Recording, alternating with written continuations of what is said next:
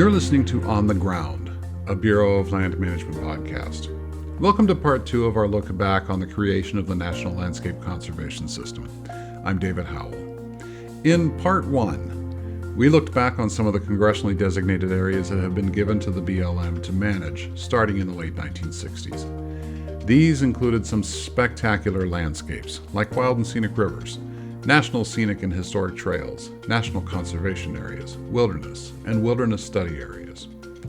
In the mid-1990s, President Bill Clinton created the Grand Staircase National Monument and gave management responsibilities to BLM. This was a new responsibility, and the president gave the Bureau 3 years to create a management plan with the help of local officials and the public.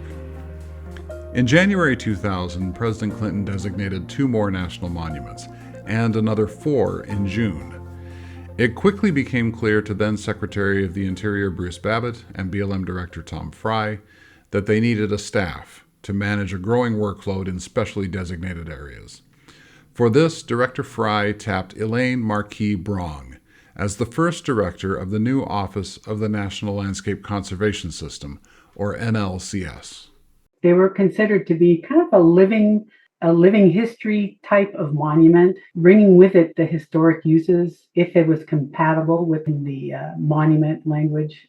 That was important to Secretary Babbitt because he didn't see him as just a little lock away part of our landscape, but part of a continuation across the landscape of conservation and uses and watershed management, restoration, the whole bit. That probably surprised a few people where they're expecting to go to a national monument and they're finding out there's grazing going on in the middle of it. Yeah. And also hunting and fishing. Those uses were permitted. And you know, the outdoor recreationists do love it, love the fact that they can go recreate, use the public lands that way, at the same time trying to take care of it. By the end of the Clinton administration in early 2001, the number of BLM national monuments had grown to 15. But besides the monuments, the NLCS was also charged with administering hundreds of BLM wilderness and wilderness study areas, national scenic and historic trails, and wild and scenic rivers. Under the George W. Bush administration, Elaine was asked to build these separate areas into a cohesive program. And so I just more or less said, okay, no one would walk in and say, okay, we're going to do away with the fish and wildlife refuges today. Or we're going to get rid of all the monuments in the Park Service or any of that.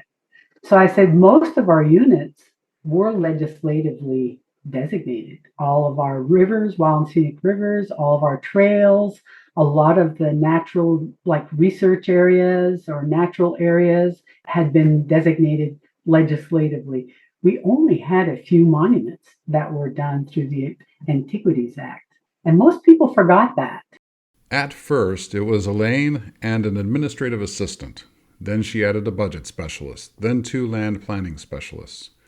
Over the next 3 years, Elaine and her small but growing staff started crafting policies and procedures for managing the individual units as a system. In 2003, Elaine Marquis-Brong was selected to be BLM's state director in Oregon and Washington.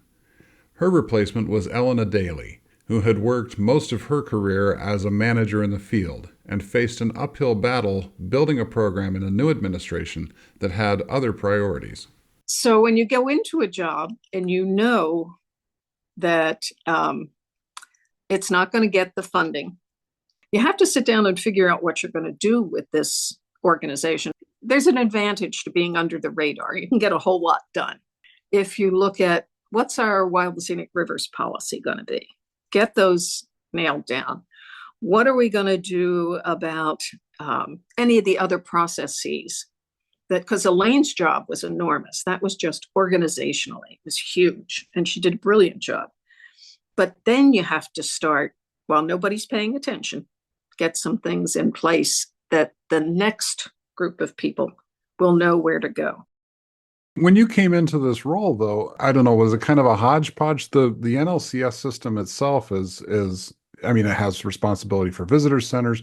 You got national scenic and historic trails. You've got wild and scenic rivers, as you said. Yep. National monuments, wilderness areas. I mean, it's a little bit of BLM in miniature but about these specially designated areas, right? Yes. Yeah. And you had to work things out. Grazing in a national monument. Well, who runs it? How do you work that out? There's no mineral development in most of these places, so that's not a particular issue. Although in Wyoming, it was an issue with the trails. And those are the kinds of processes that were needed. But I think part of it has to be that you have to, and it falls on the director, you have got to understand that your success should not be measured necessarily by you alone. It should be measured by how all of you work together. Under Elena's leadership, the NLCS was able to create a firmer internal structure in relation to the rest of BLM's managed lands and priorities. She also expanded BLM's partnership program, including working with a new Conservation Lands Foundation, created by political and conservation leaders in 2007. Elena Daly led the NLCS program for 5 years before retiring from federal service in 2008. When President Barack Obama entered office in 2009, Congress passed the Omnibus Public Land Management Act that March.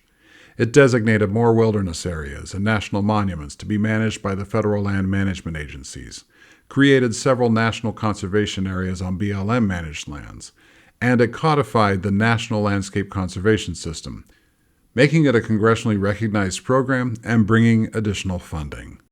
The sudden influx of money and congressionally designated areas brought new challenges for a new NLCS director, Carl Rountree, who previously had been managing BLM's national budget. Carl said that he enjoyed broad support during his tenure from Interior Secretaries Ken Salazar and Sally Jewell, as well as the support of the Independent Conservation Lands Foundation, which leveraged its influence to find money for the program. During this time, BLM expanded its partnerships and environmental education and outreach programs. And with the new designation came a mandate to create a long-term strategic plan for national conservation lands. This process started with a large conference of specialists at all levels of the BLM. There were over 300 people who attended, and every state director attended.